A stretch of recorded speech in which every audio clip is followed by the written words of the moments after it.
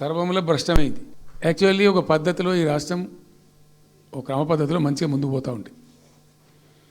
సంక్షేమం విషయంలో కానీ, అభివృద్ధి విషయంలో కానీ, పారిశ్రామికీకరణలో కానీ, ఐటీ రంగంలో కానీ, క్రైమ్ తగ్గించడంలో కానీ, లా అండ్ ఆర్డర్ మెయింటైన్ చేయడంలో కానీ ఒక మంచి పద్ధతిలో పోతూ ఉంది. ఇవాళ ఏందండి, జంట నగరాలలో పట్టభాగాలు నడి రోడ్డు మీద హత్యలు జరుగుతున్నాయి. అడిగే దిక్కు లేదు. మానభంగాలు జరుగుతున్నాయి, రేపులు జరుగుతున్నాయి. ఎన్సీఆర్బీ రిపోర్ట్ ప్రకారంగా 20% క్రైమ్ రేట్ పెరిగింది తెలంగాణలో. పీస్ఫుల్ స్టేట్ ఉండే, ఫ్రెండ్లీ పోలీసింగ్ ఉండే, అవన్నీ ముఖ్యమైపోతున్నాయి ఇవాళ తెలంగాణలో. చూస్తున్నాం మేము, మనం పాటించడానికి చూసుకుంటూ, గమనించుకుంటూ, రికార్డు చేసుకుంటూ అని చర్చ చేస్తున్నాం. ఎప్పటికప్పుడు పెరిగిపోయినాయి.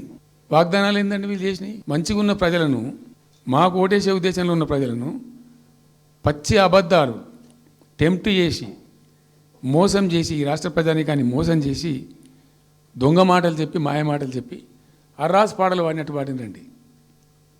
వేలం పాట వాడినట్టు.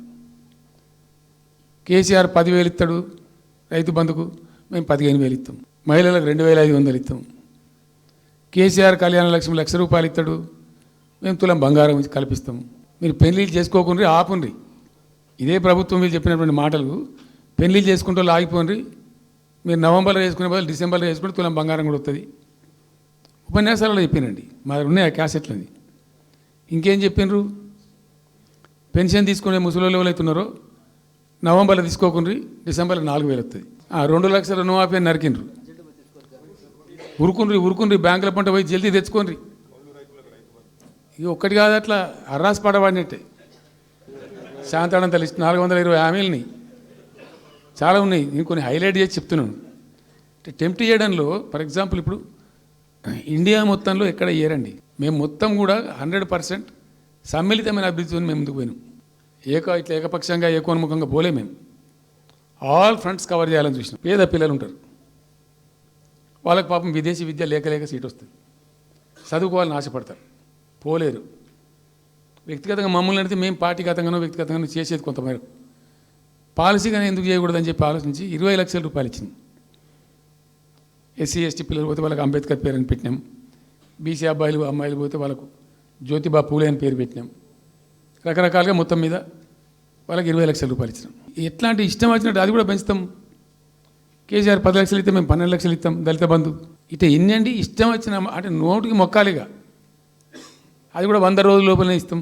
ఆ కార్డులు వంచుడు, సంతకాలు పెట్టి బాండ్ సంతకాలని ఇంటింటి కార్డులు వంచి మొత్తం చెడగోపం పెట్టారు. దిక్కుమాలిన దరిద్రం అంతా నెత్తిన పెట్టి కంప్లీట్ ప్రజలను టెంప్ట్ చేసి ఇలా వడ్లు కొంటలేరండి. సన్నాలు మొత్తం వడ్ల ప్రతి ధాన్యానికి లిస్టు, పెద్ద లిస్టు, శాంతాడంత లిస్టు. ఇక కందులకింత, మినుములకింత, పసుపుకింత, పప్పుకింత, మొక్కజొన్నకింత, అన్నిటికీ 500 బోనస్. అన్నిటికీ ఏమి దేనికి దిక్కు లేదు. పత్తి కొనే దిక్కు లేదు, వడ్లు కొనే దిక్కు లేదు. ప్రైవేట్గా అమ్ముకుంటారు, దోపిడికి గురి అమ్ముకుంటారు. పాపం ఏడ్చుకుంటూ కన్ననీళ్ళు కుక్కుంటారు. చివరికి వస్తే యూరియా సప్లై చేసే తెలివితేటలు లేవానండి.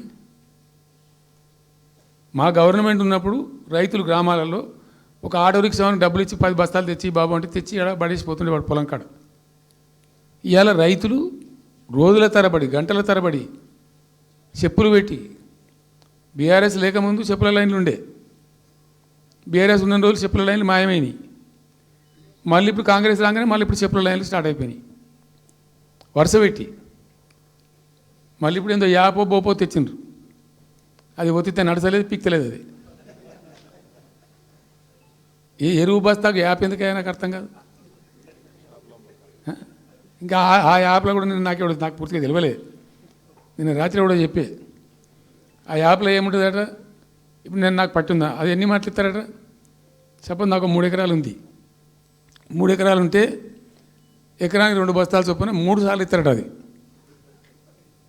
అంటే 3 సార్లు పోవాలి. ఇక యాడికి పోవాలో నాకే తెలియదు. మొట్టమొదటి యాపే దొరకదు కాలబెట్టి. అది ఏదైనా చదువుకున్న పూరాన్ని పెట్టుకొని విని పట్టుకొని తిప్పలు పడదామంటే కూడా ఆ యాప్ ఒత్తితే ఏం కనబడుతుందట. యాప్ ఒత్తితే ఏం కనబడుతుందట. ఏ గోదాంలో ఎరువులు అని చెప్తారట. అంటే ఇలా గజ్వేల్లో చెప్తారు, రేపు సిద్దిపేటలో చెప్తారు, ఎల్లుండి సిరిసిల్లలో చెప్తారు. ఏ గోదాం ఎటు పోవాలి? ఇంతకన్నా జోక్ ఉంటుందా? రైతులకు మండల కేంద్రంలో ఎరువుల దుకాణం ఉంటుంది, తప్పితే వాళ్ళ తాలూకా కేంద్రంలో ఉంటుంది ఎక్కువ. అది సాగుకారు ఉంటాడు, ఇచ్చేటోడు ఉంటాడు, అప్పిచ్చేటోడు ఉంటాడు. మనం బాగా విస్తరించినామా. నేను ఏమంటున్నానంటే 7,100 కొనుగోలు కేంద్రాలు పెట్టినాం కదా, వాళ్ళ ఊర్లో పోయి కొన్నాం కదా, ధాన్యం నెత్తిన పెట్టుకొని వాళ్ళ అంగడికి వచ్చి ఈ మార్కెట్ పైన తిరుగుడే బంద్ చేసినాం కదా. అసలు రైతు సెంట్రిక్గానే మన పరిపాలన ఉండే కదా కంప్లీట్గా. అని మొత్తం సాప్ పట్టేసిండ్రు. ఇప్పుడు అరాసపాడలు వాడి 2 సార్లు రైతు బంద్ కొట్టిండ్రు. పెన్షన్ 4,000 ఇస్తామని 2 నెలల పెన్షన్ కొట్టిండ్రు. చాలా భయంకరమైనటువంటి పరిస్థితి తీసుకొచ్చింది రాష్ట్రంలో. ఇంత దిక్కుమాలిన కథ. నిరుద్యోగ భృతి ఇస్తాము, ఇవాళ మొక్కాల ఎన్ని అసలు హామీలు. నిరుద్యోగ భృతి ఇస్తాము, తోకా ఇస్తాము, నోటిఫికేషన్లు ఇస్తాము, జాబ్ క్యాలెండర్లు ఇస్తాము. ఇక వాడు చూసి అడ్డం పడి ఆయన ఓటేసారు జనం. ఇప్పుడు జరిగింది ఏంది?